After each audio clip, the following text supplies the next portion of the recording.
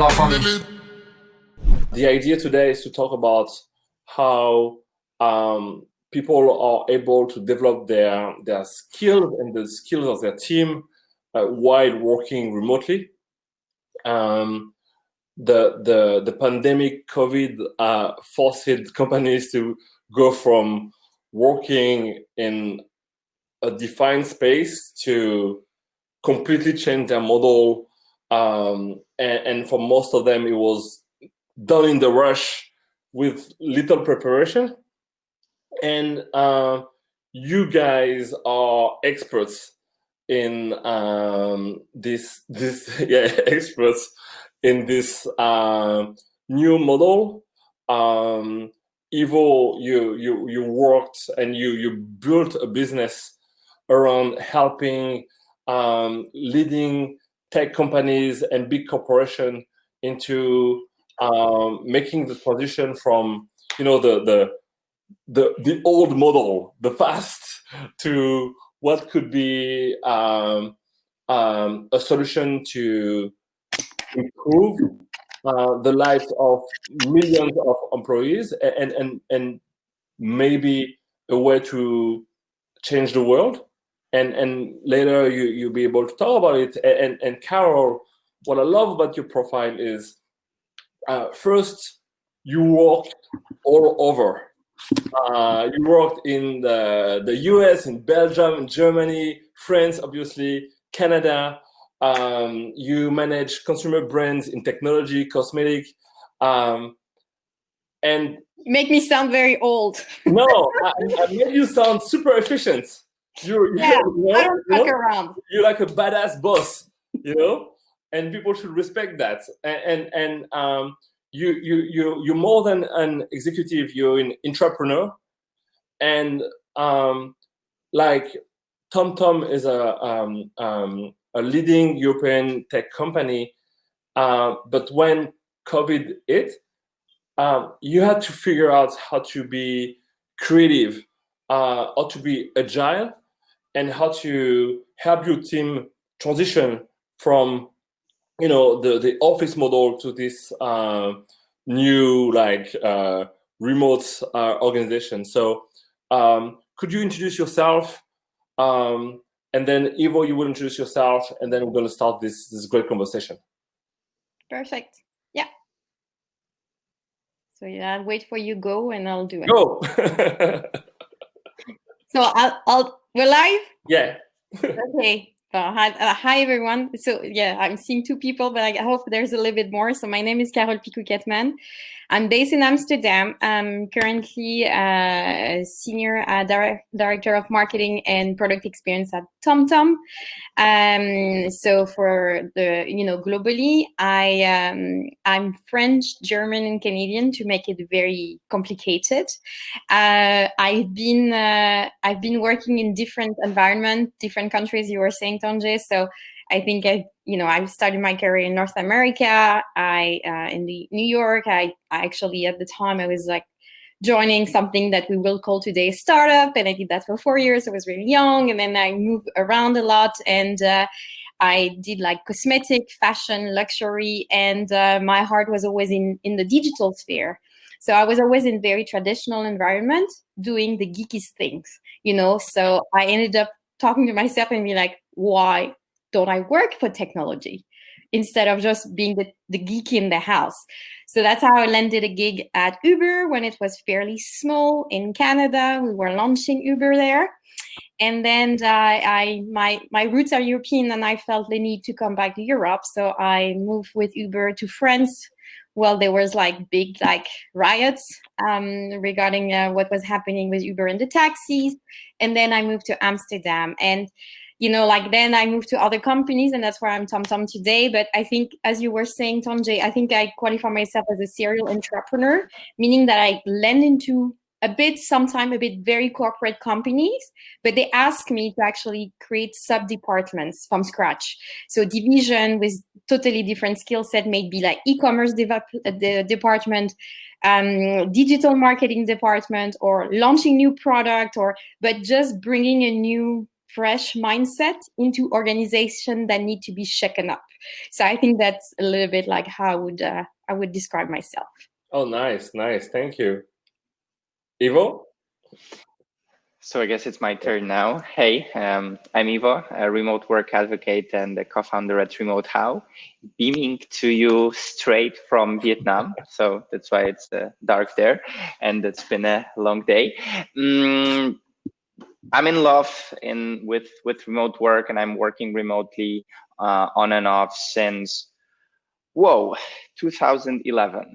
That's quite a long time, but since 2017, it's a more structured and professional approach that is also helping others. So I'm just not helping myself. This is when we launch Remote How with the mission to give everyone a freedom of choice where and how they work, and immediately we knew that companies, those are the blockers to enable this freedom. So that's why since 3 years we are helping companies go remote. We partner with world's largest companies that are successful in this space, like GitLab, InVision, Buffer, etc. So we got them together, and we help others learn from their lessons, from their mistakes. We are running various projects. We have our Remote How Academy, where we help managers, HR, learn how to do remote work. We are the organizer of the largest virtual conference about remote work. Just last week, there was a 3rd edition. We have our own virtual co-working space. We are advising companies hands-on. So all sorts of different initiatives with the common denominator to help learn how to do it right. Because what we all need to keep in mind that you can fail with remote working, and this is something that we will see in the upcoming months, unfortunately, for companies that will not embrace it in the right way. So that's why I'm extremely excited about this discussion, and hopefully we'll share some details to founders and to entrepreneurs, people that are part of startup community, that they really need to make sure that everything is in place and they know how to do it, and then continuously they monitor it and improve their skill set, because otherwise they are at the great risk. So excited to be here. Oh, cool. Like, what I love about this panel is, like, we have 2 experts who have total different experiences. So Ivo, you're an advocate from day one for remote work, and Carole, you had to actually shape like a remote strategy for your team, but it was, like, made organically, last minute, right? And so I want to start with this question, like, in your organization, or Ivo, in the organization that you help, what is the mindset that is usually blocking, preventing a company to go fully remote and to be successful? Mm-hmm. Sure. So the mindset definitely changed. Like we see a complete shift compared to when we started and what's happening now. And it would have been a different discussion if we have this conference in like February or January this year. It would be like still the same. People are afraid of change. They don't know how. They lack trust, etc., etc. So all these principles were still valid. But right now, organizations were forced. And it wasn't up to them to make a decision. They were forced, and this is the new reality they need to deal with. So one just comment on like going remote. We are not telling every company that they should go remote or like all remote. The key is to find the ideal setup that will work for a certain company, that will also work for certain employees, because there are people that love office. Although like you see reports left and right that people love remote working, which is true, but there are also people that like coming to the office, and this is completely fine. Prior to pandemic, most companies were not giving the freedom to choose. Right now, this freedom is there, right? So from the perspective of the company, they are forced to change their mindset. Some of them, like, with deep down, still don't believe that this is how they will operate. So that's why we still need to show that this is how it works, and it will work. And those are like hundreds, thousands of companies and millions of people that do it every day, and they like it, and they are satisfied, and the business results are there, right? But we see that this is a shrinking portion of companies, and we both work with startups, scale-ups, and corporations. What we see right now when it comes to the mindset or the general approach is to, like, how we do it. Like, okay, this remote work, hybrid model, whatever the choice would be, but how we do it not to fail. And this is the kind of moment when they are not even yet there operationally, but those are like emotions that they also need to deal with.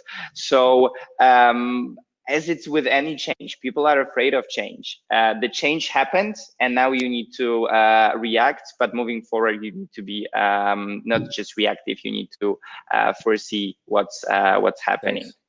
Carole, like firsthand, because you yeah, I was paying attention because I could see, like, you know, like in the challenges, you know, Ivo, when you're talking, like some company, you know, they're really afraid to let go. I think it's I'll be honest with you, I think what I've seen from, and I'm not talking from my current employers, I'm just looking at the spectrum of companies I've been working at, that aside from, you know, Uber, which was really like, you know, super advanced in the remote working and letting people, you know, go anywhere to work. You just need a laptop and a connection. So the digital nomad type of thing was the thing that they embraced fully. But I think for the other company I was working at, it was really the loss of control. You know, I think still being a bit patronizing, I would say, with employee, that the boss needs to see what you're in front of the screen, you know? So I think it's a bit of a confidence and trust issue that companies were having. And I link that to patronizing. It's very traditional, it's hierarchical. You know, you need to show your face in the office, and FaceTime means work time, which I think our generation realized, like, no, I can be in the office, but it doesn't mean I'm actually being productive. And you have, I think, this counter movement now that you see more and more in job description, you know, like, we respect your work-life balance, meaning that I don't expect you to be in the office from 9 to 9, even though we offer the gym, even though we offer pool table, you know, all of those perks that were actually swallowing the personal life of the employee, you know. So I think the physical presence was extremely important, and I've seen that. And I do have, you know, for my team, for me, like at TomTom, I was always like, you live far. You have, I mean, the Netherlands is fairly small, but you'll be surprised with the amount of people who need to commute. Not everyone lives in Amsterdam. So for me, in such a small country as the Netherlands, commuting an hour and a half every morning to come to work makes no sense. Yeah. You know, I was like, yeah. Seriously? Like, I think I've hired you, or if I don't hire you if you're in the team, it's because I think you're a fantastic person. You don't need to have me overlooking what you're doing on your computer for you. You organize your time. What counts is the output. We have delivery, we have deadlines. You organize yourself the way you want. I don't care if it's at 10 in the morning or 10 in the evening, as long as it's done. So I remember starting to be like, yeah, of course, every Friday, if you want to work from home, I have no issue with that, as long as you're reachable. And I know that it's not something I've seen in many places. And going back to what you were saying, Ivo, earlier. So we did a survey, I think probably a month after we started, like, telling people to work from home, understanding what will be the future of our workspace. We have very expensive building in Amsterdam. This is costing us a lot of rent. And it's a pandemic. Business is not doing well. Where can we cost, you know, where can we save costs? So I think this is something that the facility team had in mind. So when they actually launched the survey, you could see that, and I don't remember exactly accurately, but I'll give you ballpark. It was about like more than, I think, close to 40 people were like saying, like, I don't need to come to the office. I just don't, you know, I'm a software developer. I'm like, my team is already remote. We have sites in Poland, we have sites in Belgrade, we have, you know, we have sites a bit in Berlin and Amsterdam. I'm already working with my team that is dispatched. Yeah. I think we had a couple of, like, I think, so we had about 40%, and I think it was 30% of the people who said, I actually don't mind coming to the office once or twice a week for special moments, meaning maybe it's my weekly with my teammates, my direct reports, or it's an important brainstorm, or it's a you know, a status, or those type of occasion. I'll be willing to come for that. And the rest of, I think it was not even 30% that were like, no, I need to come to the office. I need that structure. And sometimes it's due circumstantial. It's like they have a very small apartment. They have noisy neighbors. They live with multiple roommates. They have kids that couldn't go to school. You know, so stuff like this. But I think it was very circumstantial. If you take those circumstances out and you offer people like a safe and clean and quiet environment, I think remote working, I mean, is the thing. I don't think we're gonna keep our two buildings in Amsterdam. I don't think this is. I mean, I'm not a you know, I'm not a fortune teller, but if I put myself in their shoes, I'm happy to do that. Carole, you said something that is very important. You talk about trust, and my following question is about the values and the mission of the companies. I feel like prior to moving to like a remote organization, even if it's hybrid, startups and big tech companies had their values on the walls, and like, we love, you know, we trust people, diverse, you know, life, work-life balance and everything, right? And then COVID happened, people have to work from home, and I feel like those companies were challenged by their own values. And so can you guys share with me your own experiences at TomTom, for instance, or in the company you are helping? Because I think that it's like tech employees are looking at their companies now, and like they have a hard time to associate the idea they had about their company and the reality. Yeah, absolutely. And I just wanted to touch on one thing that Carole mentioned about the view on remote work from managers and the trust aspect that is also like tied to values. What we saw that prior to pandemic, managers were afraid of having people not working next to them and looking at their monitor. Why? Because they felt insecure. They meaning they didn't know if how they manage their team actually works if they're not checking if it's actually happening right now. Conclusion, they were simply bad managers, bad leaders, because it's not about you looking at someone doing, you need to plan the work, and then the work should get done, and then you verify the result, right? Then the pandemic happened, and a lot of companies were afraid that there will be a productivity drop, that people won't be working on what they're supposed to do. They'll be watching Netflix and playing FIFA on their PlayStation, etc., right? Which you can do at the office as well. Like, let's be honest with ourselves. Right? And yes, exactly. And I'm wrapping up my rant on this. But what was good that happened was that productivity was high. People were doing what they were supposed to do, but they were also overworking. That the culture of always on was there, right? So there was kind of like, okay, we are doing what we're supposed to, but we are working more. And one of the reasons why this kind of culture was created, because managers were encouraging them to be always on, to respond to message, to be on one meeting, second meeting, third meeting, etc. So the reason why I'm saying is that we've done really good job as a workforce throughout this transition, but it won't last forever. That's why we need systemic changes on the leadership side. Okay, I needed to spill it out. Coming back to your mission and values, what we saw, a lot of companies have a trouble when they are going distributed, hybrid, remote, because of lack of the culture. The culture, it isn't there, none, nada, zero, or it's a completely different culture that they have on their website and they believe in it, right? And then when they start to start to cultivate it remotely or start to hire new people to the culture that doesn't exist. There is no culture fit.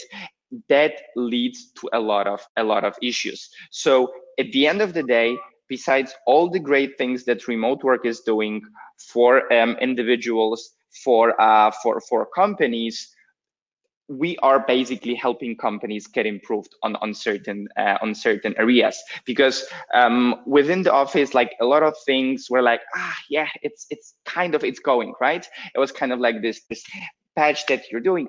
Yeah, it's not bleeding. We can still run. Yeah. In remote, you're naked with your with all the things that you're doing wrong, right? So it will be a lot of pain. It will be a lot of blood, but a lot of companies and individuals will come stronger. Also from this like soft side of things around actually, do I believe in the values that my company says that we are doing? Do I believe in the mission? Do I really want to be part of this team?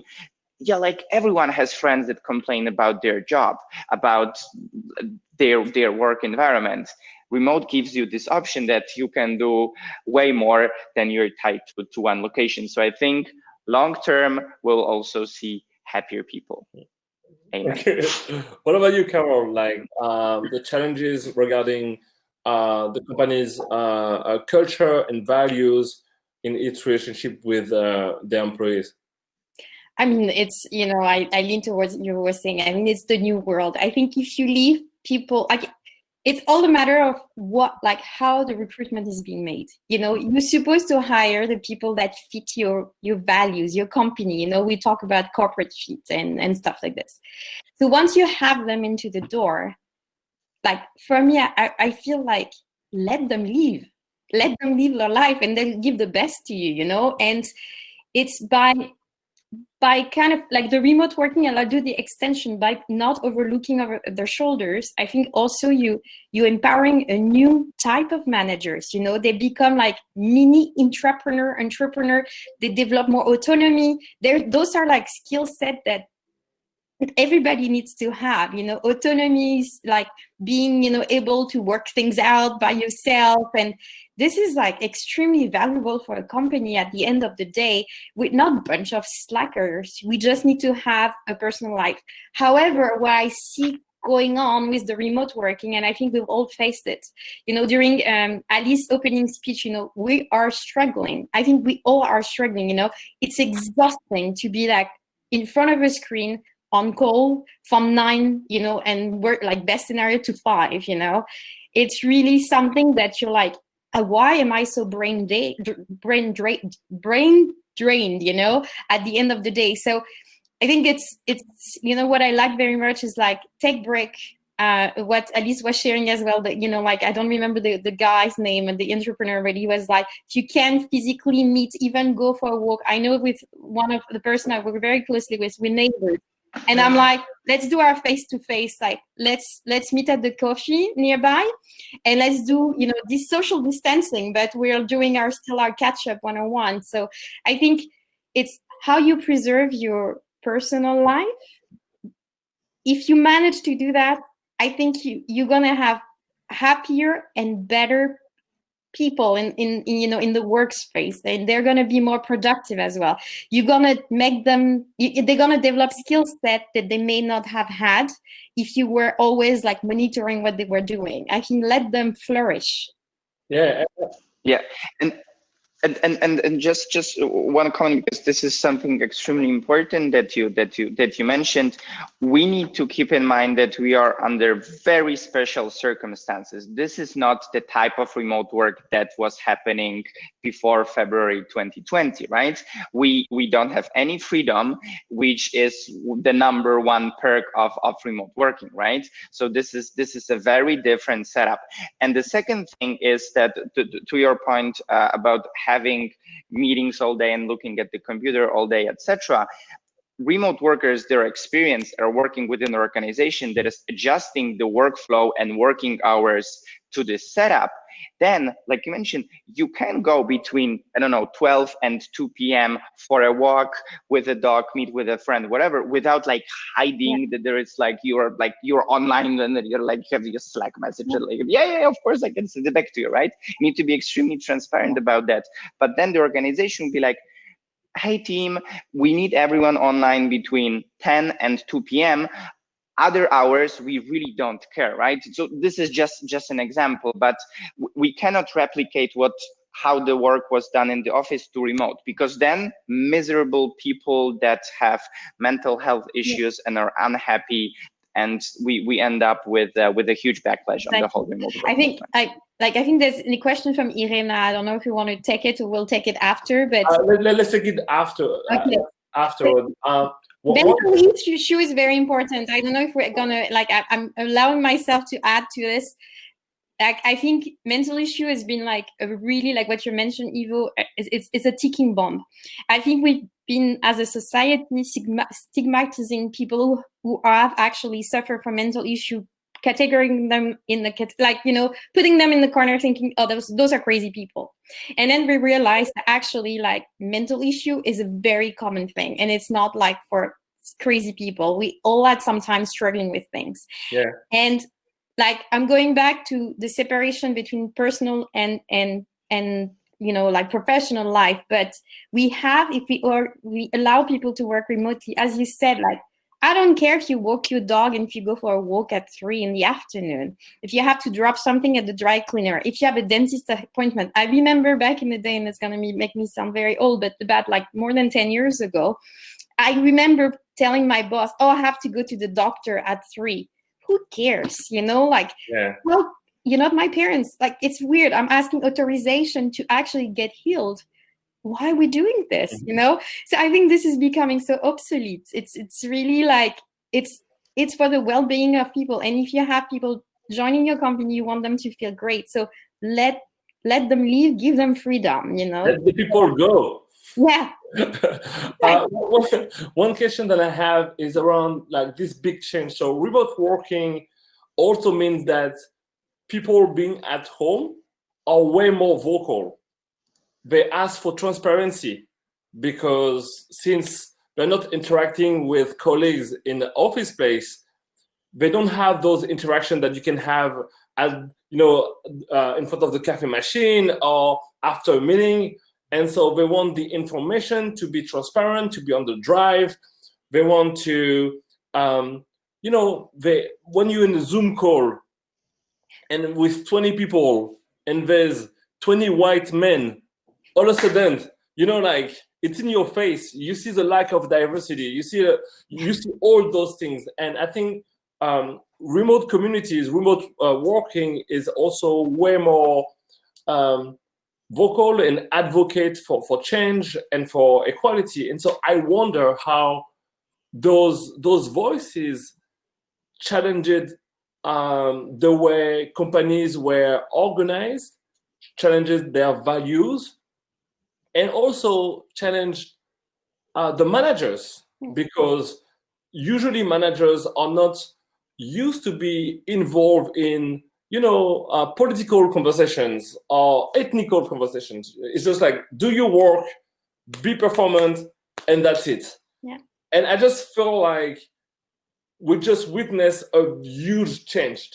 So could you touch on it, Carole, first? Yeah. So I do not see it yet, but I hope that it's gonna happen. I think, like, taking my personal perspective, not a corporate perspective, white men all around in technology. I mean, being a woman, it's a bit like, like in the room, it's so there's not a lot of diversity in technology. That's a matter of fact. We know it. And what I hope to see more and more, on top of seeing, diversity and inclusion position being created, or sometimes department being created, or local initiatives by local teams, I think with the remote working, like, it's fantastic for companies. They have a pool of candidates from everywhere in the world. You don't have to relocate to a certain destination to actually work for a company.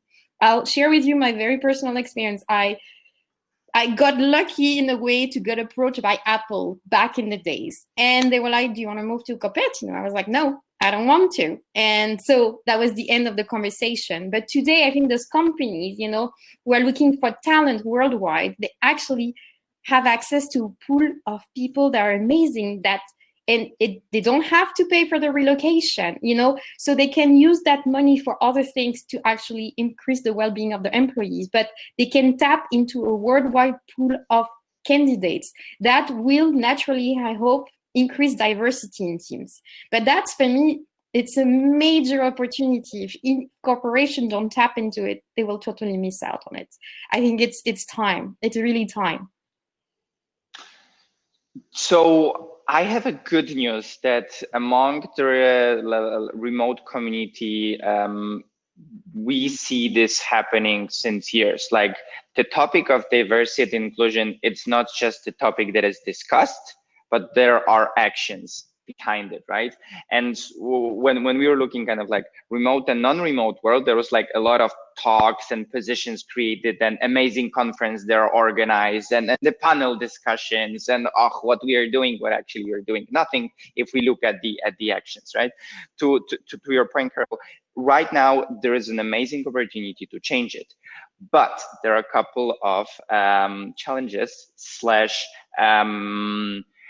not the ideal reasons why companies would be doing this. And the first one is obviously compensation.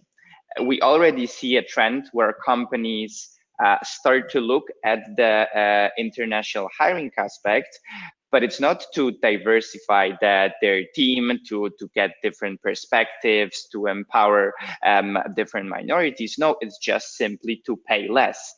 And if you're starting with this mentality, it's gonna turn out horrible, right? So just like saying this out loud, that it will be happening and it's already happening, but there needs to be like good intention behind it.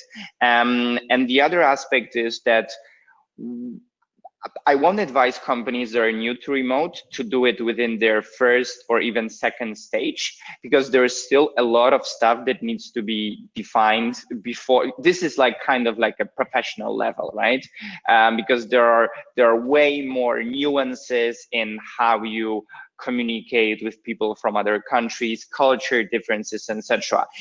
Those needs to be the managers that like mastered managing the team that they know from their country, their city, whatever, and then they can take it to the next level. Like we need to do it gradually. I know that this is a super exciting opportunity and we should be going this way, but it should be planned and rolled out gradually. But the future in that case is truly amazing. And kind of going to how the remote work community is like operating and what kind of people we've met throughout our journey. Those are people that are fighting. Those are fighters, people that are very vocal. Those are activists. So the good thing is that the core of the movement is already set up to do the right thing, and now others needs to follow. So I think it will happen. And if I may add, yeah, go ahead. I think in terms of terminology, like indeed Ivo is right about like cheaper labor, but we should not be confusing remote working and outsourcing. That's you know, like the big confusion. You know, we saw a lot of like call centers like being transferred to the Philippines or India or Morocco, Madagascar, because it was cheaper than having them in Western countries, right? So that's the wrong side of remote working. Yeah. But that's called outsourcing. For me, it's really like if we go with the strong approach of remote working, and what it is, it's to give people flexibility to work from wherever they want. You know, there's a strong definition. You know, Thank you for that, because my next question is about how do we provide a clear career path for employees or teammates when you in like a remote organization, because we're talking about skills, the skill set, but also like the career path. And so once you have a distributed team, how do you make sure that they have clarity when it comes to their career path? Do you want me to start, or Ivo? Yeah, it's Carole, you can start. Okay, sure, I'll take it. So to be honest with you, in terms of career path, I think for me, you can get hired to do something, but as you do it, you'll develop your potential. So it's a little bit, I'm a bit like a learning on the go, and you fetch opportunity along the way. Maybe I'm wrong, but I'm not the type of manager who's actually like, I hire someone and I'm like, in a year time, I want this person to be this. You know, I'm very observant on how people develop and what they're keen on. So I think the remote or no remote, it's just because I'm following them even remotely, I can see where they get at. And obviously we have still a bit more formal, the 6-month review and then the yearly review. So that's also the forum where we can express, okay, what's next for you? This is where we're heading. Do you have an appetite for it? But it's an ongoing process, on a weekly basis. You see the morale, like I used to have a thing where on my weekly, at the end, I was like, what are you struggling with? What gets you excited? And then, like, tell me about like, what's your biggest accomplishment this week? And then with those 3 questions being answered, I usually had a pretty good view on, okay, they're really struggling with, like, let's say, I hate like, working in Excel.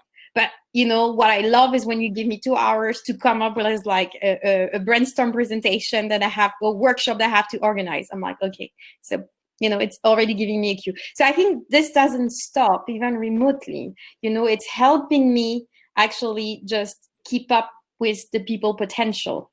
Yeah. And I'm pushing my people. I know there's some of my teammates right here, and they know I'm always like, I want to take more. I'll give you more.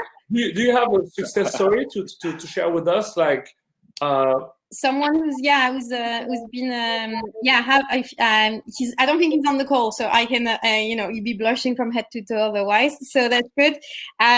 So someone, when I came into TomTom, was in the same position about like 4 years, I think, more like mostly 4 years. He was in sales, a sales analyst, and as soon as I got in, like, he's expressed like he's a bit bored.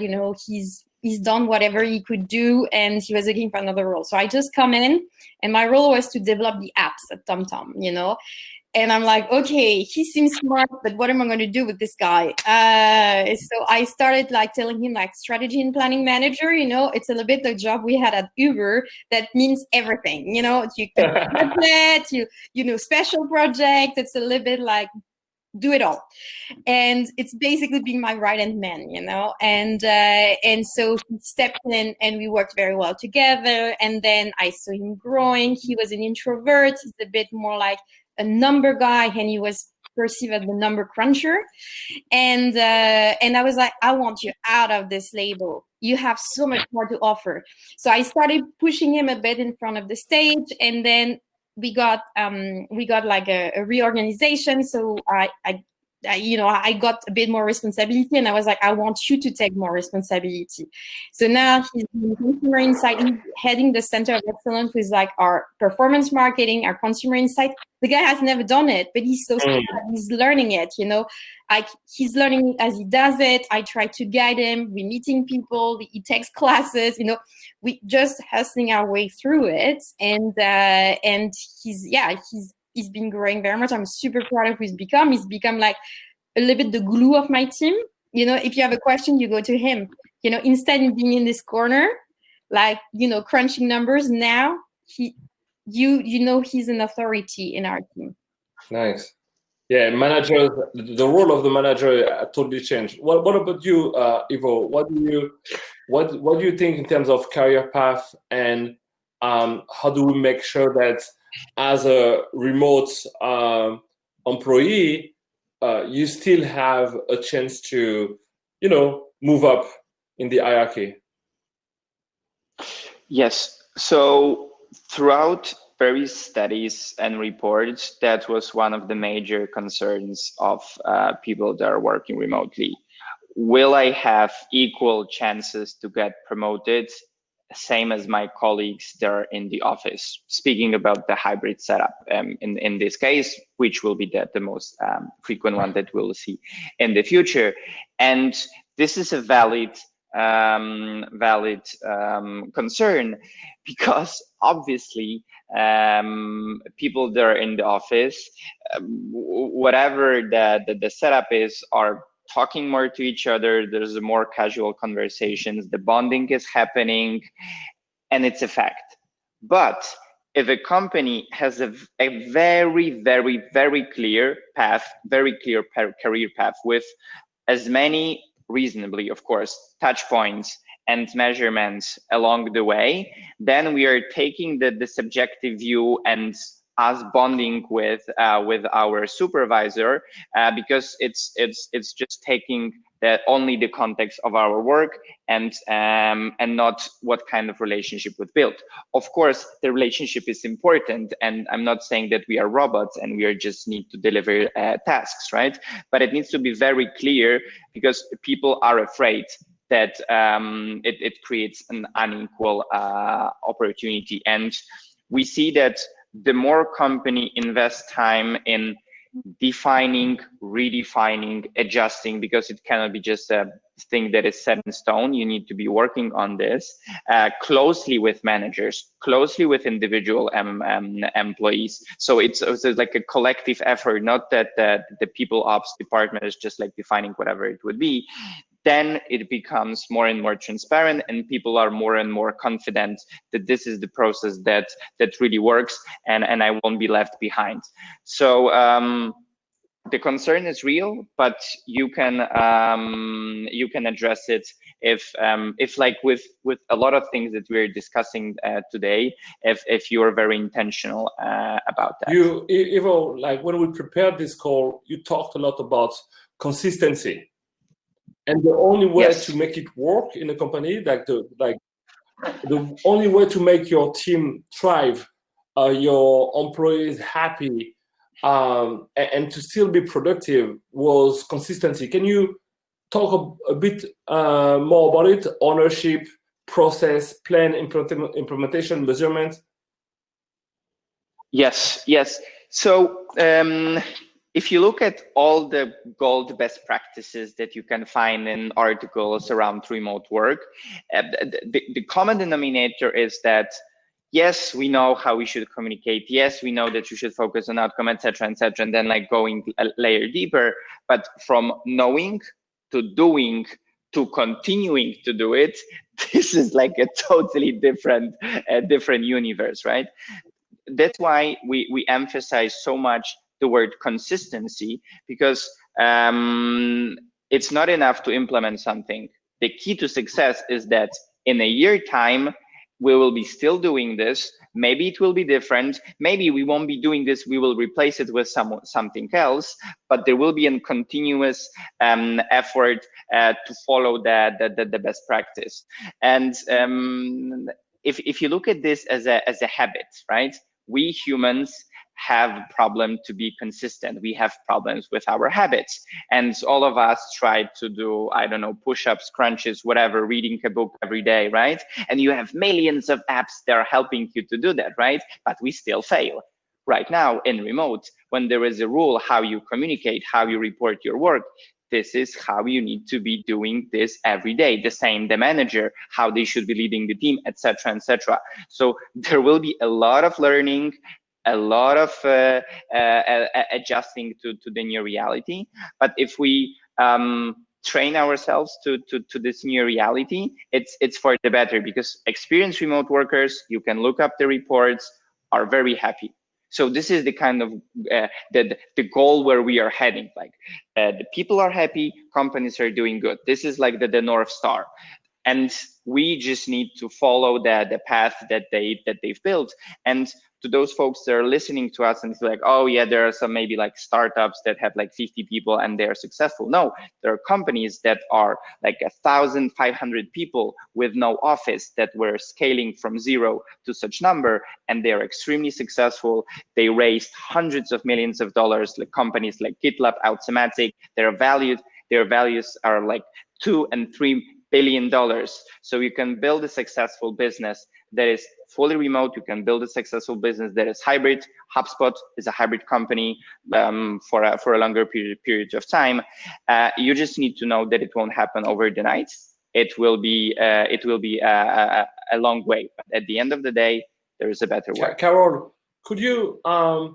I know you've done a lot at TomTom recently, especially during the COVID period. And can you share with us how crucial your work was during this period, and how you help your team going through this period and still gain some new skills, work on new projects, and maybe conquer new markets?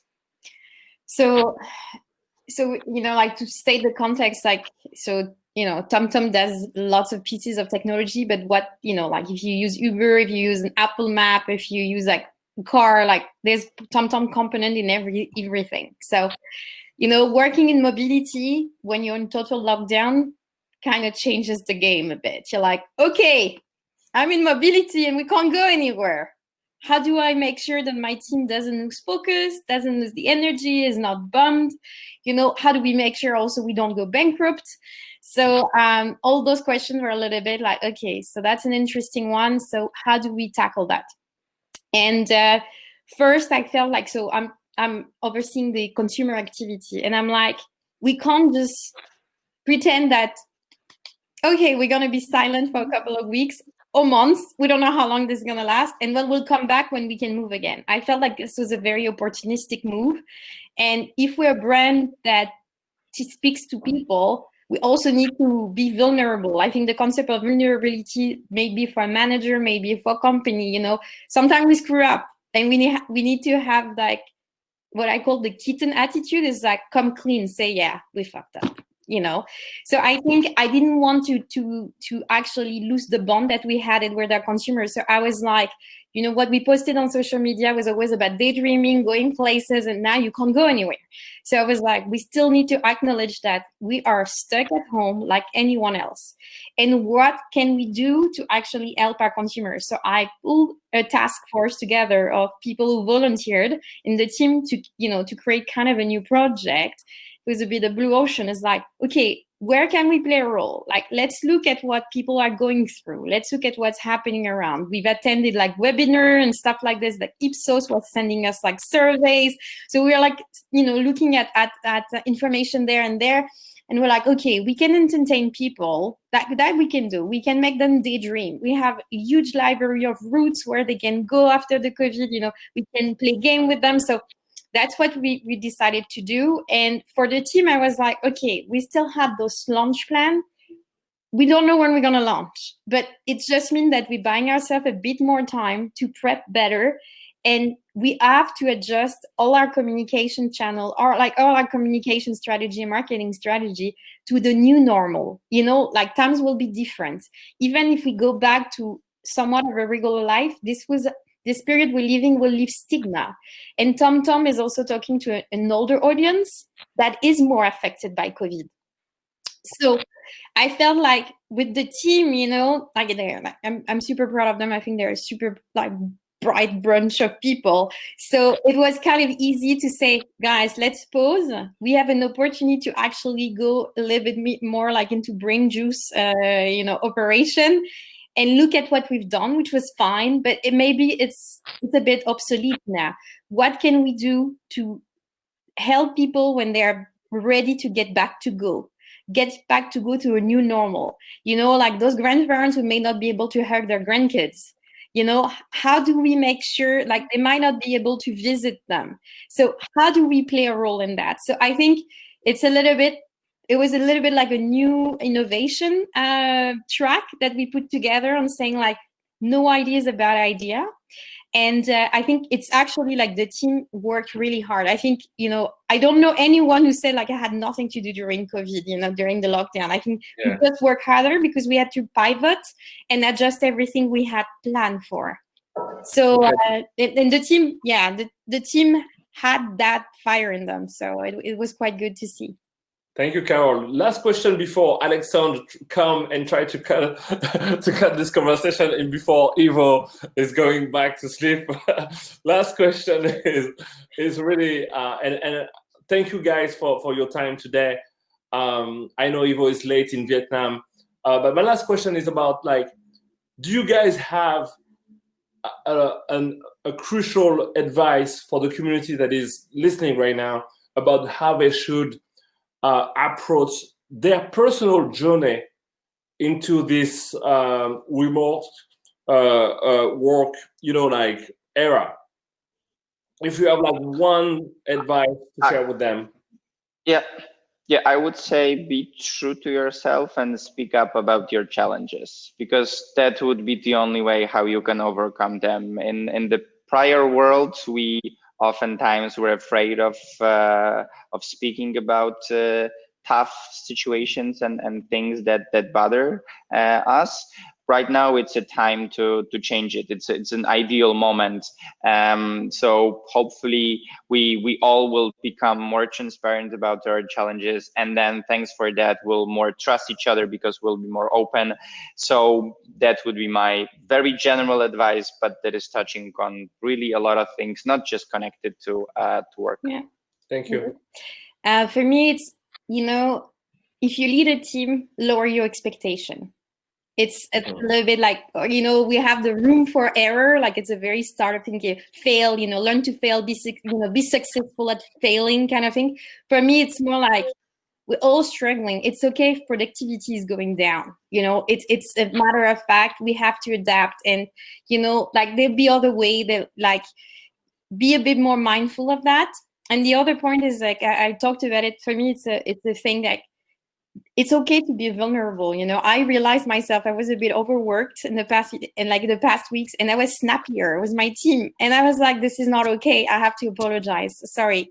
And I'm not perfect. And, coming clean, because you have your own struggle. You don't have the coffee machine venting time with your colleague. You don't have that anymore, So it's okay. You have to kind of lower the bar. Don't expect people to be as productive. They all have the way of dealing with it. And also, like, create room for people to share that, it's not okay. I screw up, or I could be better. Like, I think it leads back to empathy as well. Yeah. So I think we're talking about it a lot, but I think it's gonna be a hot topic even more in the next coming months and years. Thank you, Carole. I have my own advice to the managers. I think it's very important, especially in the tech industry. We have this body of engineers that are running those companies, and I have to admit that a lot of them have a lack of empathy. And it was okay-ish when we were, like, in the same office space, because the interactions and the social element could compensate, some of the toxicity of the lack of empathy. But now that the world is moving remote, I think that it would be crucial for those managers and engineers to work on their empathy, because this lack of empathy will not work in the distributed team like this. There's going to be too much toxicity. People will be way more vocal about their issues and their concerns. And ultimately, their voices will push you, at the door. Yeah. So right now in companies, engineers and tech people have a lot of power, but now that, like, the suffering of their colleagues will be voiced, I think that there's going to be a shift in the power in those companies. So to my friends, managers, engineers, work on your social skills, because it's counterintuitive, because now that we are working remotely, your social skills are way more important than when you were in the same place. So that's my final word for the community. Thank you so much, everyone. Couldn't agree more. I just want to give you a chance to make a final quick comment, because we really have to close from the question from the audience. We had maybe choose just one quickly to answer. We had a question about the concept of space, time, and connection. How is it being affected? About the legal element of getting people from all over the world and giving them benefits, how to deal with that. We had questions about how to make your boss that loves everyone to be in the office. If you prefer to be at home, how can you influence maybe in order to have your preferred style post-pandemic, in a sense?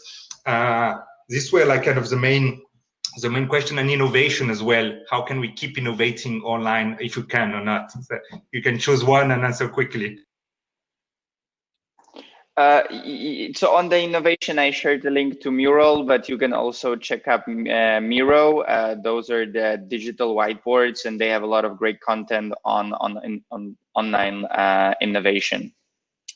For the old-fashioned, I think I'll take the old-fashioned manager because I have quite a few in my work experience. So to be honest with you, I'll be tackling this, asking, why do you want people in the office? Show him the result. Like, while you were during the pandemic, did productivity drop? Did you see any downside to it? Like, market it. You know, it's all about like presenting it, like understand why he's so reluctant, and then once you get his fear, package it that you can demolish each argument he has pro office with what you've experienced during the pandemic. Facts, figures, all of that. Amazing, Carole. Thank you so much, everyone. Let's go back to the chat roulette that's happening now for already a few minutes, so we can network and finish brilliantly this event. Thank you so much, everyone. More than 50 people watching live and many more soon. Bye-bye.